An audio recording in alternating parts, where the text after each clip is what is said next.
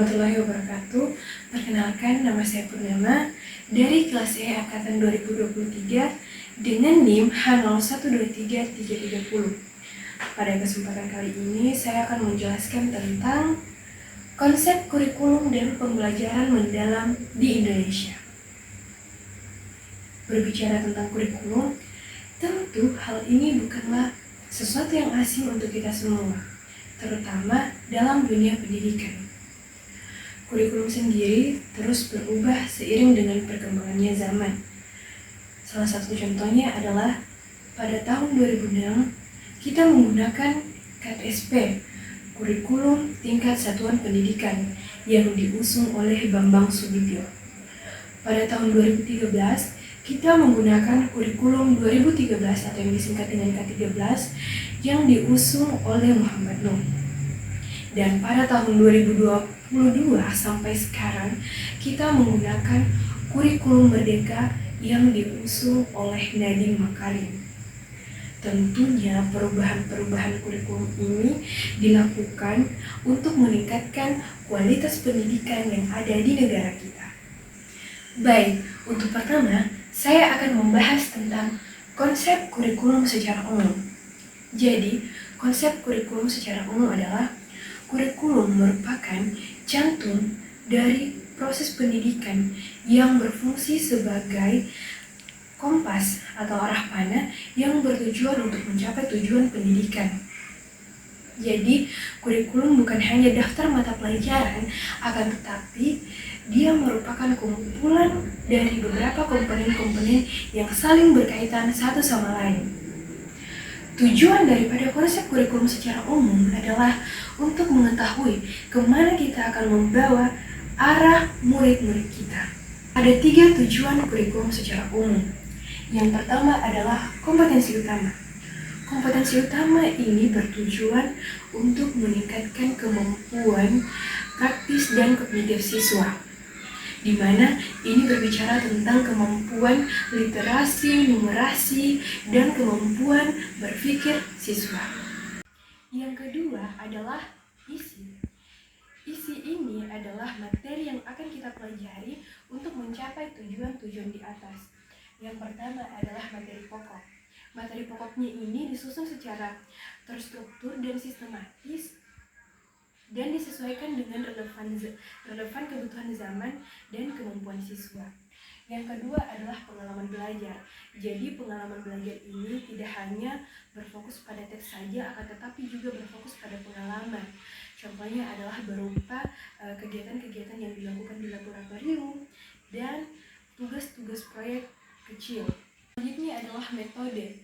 Metode ini adalah cara apa yang kita gunakan agar siswa dapat memahami apa yang kita sampaikan. Yang pertama adalah kita melakukan pendekatan. Dan pendekatan yang saat ini sering dilakukan adalah pendekatan yang saat ini tren adalah pendekatan student-centered learning, di mana dia berfokus pada siswa, jadi subjeknya adalah siswa. Yang kedua adalah strategi mengajar. Strategi mengajar terbagi menjadi beberapa. Yang pertama, salah satunya adalah PBL atau Problem Based Learning. Jadi, di Problem Based Learning ini, dia adalah belajar melalui proses pemecahan masalah secara nyata. Yang kedua adalah inquiry learning. Inquiry learning ini adalah belajar melalui proses rasa ingin tahu siswa. Dan yang terakhir adalah differentiate instruction, menyesuaikan dengan kebutuhan yang diinginkan siswa. Yang terakhir adalah evaluasi. Evaluasi ini bertujuan untuk mengetahui sampai di mana kemampuan siswa kita dan apa yang harus diperbaiki. Di evaluasi ini terbagi menjadi 2, yang pertama adalah penilaian dan yang kedua adalah umpan balik. Penilaian ini terbagi menjadi 2 lagi, yang pertama adalah penilaian secara formatif dan yang kedua adalah penilaian secara sumatif. Penilaian secara formatif ini penilaian dalam pembelajaran sehari-hari. Contohnya adalah kuis singkat atau observasi. Dan yang kedua adalah penilaian secara sumatif. Penilaian secara sumatif ini biasanya dilakukan di akhir periode atau yang biasa kita sebut dengan ujian akhir. Selanjutnya adalah umpan balik. Umpan balik merupakan masalah yang sangat krusial, evaluasi yang sangat krusial, karena di umpan balik ini kita tidak hanya berbicara tentang angka rapor siswa-siswi kita, akan tetapi ini merupakan informasi kepada siswa-siswi kita sampai di mana kemampuan mereka dan evaluasi bagi guru metode apa yang relevan yang harus digunakan. Selanjutnya saya akan menjelaskan tentang kurikulum merdeka. Kurikulum merdeka ini dirancang untuk mentransformasi pembelajaran yang ada di Indonesia agar lebih relevan, mendalam, dan menyenangkan. Tujuan utamanya adalah untuk memberikan kebebasan kepada sekolah dan guru untuk menyesuaikan materi apa yang akan diberikan kepada siswa-siswinya. Selanjutnya adalah prinsip utama. Prinsip utama ini terbagi menjadi 3. Yang pertama adalah fleksibilitas, yang kedua adalah materi esensial, dan yang terakhir adalah berpusat pada siswa. Selanjutnya adalah prinsip utama. Prinsip utama ini terbagi menjadi 3. Yang pertama adalah fleksibilitas, yang kedua adalah materi esensial, dan yang terakhir adalah berpusat pada siswa. Fleksibilitas di sini pemerintah menentukan capaian pembelajaran berdasarkan fase. Biasanya itu 2 tahun, bukan 1 tahun. Jadi guru diberikan keleluasaan untuk mengatur jam belajar siswa di dalam kelas. Selanjutnya adalah materi esensial. Pembelajaran ini tidak lagi mengejar target materi yang padat atau kuantitas, akan tetapi berfokus pada pembelajaran mendalam atau kualitas. Hal ini memberikan siswa ruang agar mereka dapat mengasah kemampuan literasi mereka, numerasi mereka secara tidak terburu-buru. Selanjutnya adalah berpusat pada siswa. Pembelajaran ini disesuaikan dengan perkembangan dan karakteristik peserta didik, di mana guru menjadi fasilitator dan mengakomodasi minat dan bakat siswanya agar semua siswa mendapatkan perlakuan yang sama. Selanjutnya adalah implementasi. Implementasi ini terbagi menjadi 3. Yang pertama adalah intrakurikuler, otonomi guru, dan pojok penguatan profil pelajar Pancasila atau yang disingkat dengan P5. Intrakurikuler merupakan pembelajaran yang terdiferensiasi di dalam kelas, di mana guru diberikan kebebasan untuk menggunakan bahan ajar apa yang mereka gunakan. Ini disesuaikan dengan kebutuhan yang ada di dalam kelas, sehingga materi dapat dikaitkan dengan lingkungan sekitar, sehingga materi yang didapatkan oleh siswa dapat cepat untuk dipahami. Selanjutnya adalah otonomi guru.